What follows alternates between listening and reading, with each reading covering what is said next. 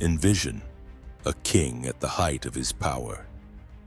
Darius III has done everything right. He has assembled the largest imperial army in a generation. He has led it west in person. He has looped around the Macedonian column and sealed the pass behind it. His court is with him, his family, his treasury. He is not merely fighting a battle. He is staging the closing act of a war. The man he was waiting for had received the news at midnight. A rider, exhausted with a report that inverted everything. The Persian king was not positioned at the south of the corridor. He was at the north, behind. Any conventional commander would have stopped, assessed, waited for daylight. Alexander ordered the column to form immediately. Back through the heights, into the dark, toward the army that believed it had him enclosed. The year before had produced this moment. Alexander crossed into Asia, broke the Persian satrapal force at the Granicus, then turned south instead of east. Harbor after harbor fell. He was not taking territory. He was cutting the supply network that kept the Persian fleet viable. Without friendly ports, the most powerful navy in the ancient world was becoming inert. Persia had an answer in Memnon of Rhodes, a Greek in Persian service who grasped how to fight the Macedonian system and was already reopening the Aegean front. Then Memnon died of illness, abruptly. The counter closed. Darius built his answer at a scale only his empire could produce. Cavalry from the eastern satrapies, infantry conscripted from across the Zagros Range, the Tigris Valley, the edges of the known world. Greek mercenaries, professionals hired at premium rates, positioned at the center where their quality mattered most. And Darius himself at the front. The first time, he brought his family with the column. Not recklessly. He was certain enough to bring the people he could not replace. What he had positioned at Issus looked by every classical measure like an unbreakable encirclement. The ground itself should have settled this. The coastal strip beside the Pinarus was perhaps 5 kilometers wide at its most generous. At that measure, numerical dominance compressed into something that could not be expressed. The masses in the rear could add weight, but not weapons. They pushed into the soldiers ahead of them. Alexander saw the implication at once. A corridor does not favor the larger army. It neutralizes it. And the force that moves with precision through confined ground will always outperform the force that merely fills it. Darius positions his army across the narrow field.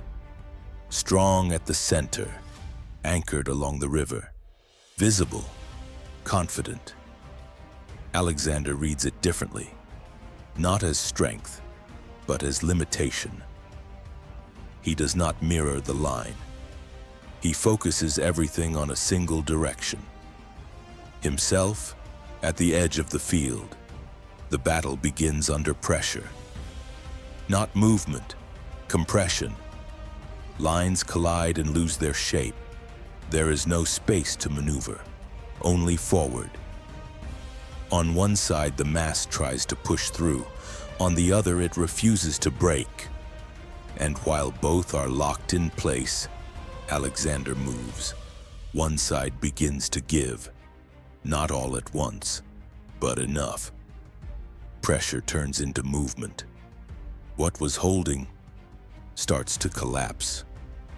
And suddenly the balance is gone. At the center, the fight holds. Barely.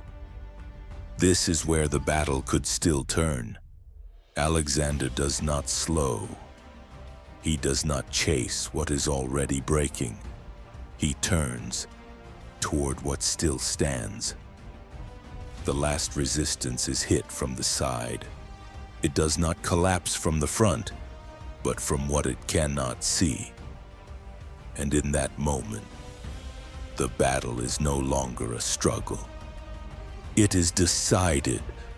Through the opening, Alexander sees it.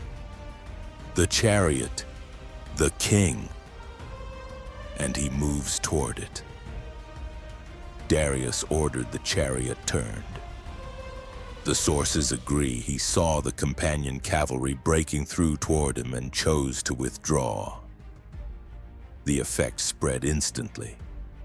Units still holding, positions not yet lost, soldiers able to continue, stopped, not because they were defeated, because the man they followed had left. What had been pressure dissolved into absence. What had been structure became uncertainty. And uncertainty in a battle like this spreads faster than any command. Alexander pursued until night ended the chase. Darius crossed the Euphrates with only a few riders. His army was gone, not destroyed on but broken. In the abandoned camp, gold, documents, and his family. His mother, wife, and daughters. What had been certainty hours before now stood silent and unguarded. Sisigambis knelt before Hephaestion, mistaking him for Alexander. When corrected, she was overcome with shame. Alexander answered simply. She had chosen correctly. Hephaestion was also Alexander, not just in rank, but in trust, in presence, in the power that now defined the outcome of the war. The eastern satrapies remained intact. Darius lived. Issus did not end a war. It ended an assumption. That scale could not fail. That numbers would always decide. The Achaemenid king, holding every advantage, had abandoned his field. And with that decision, the balance of the war shifted permanently. What followed, across Greece, Persia, and every command structure involved, would shape the next decade. Alexander turned south, toward Tyre, an island fortress unreachable from land, undefeated for centuries. A new kind of challenge, not of armies, but of impossibility itself. The engineers said it could not be done. Alexander began. Anyway,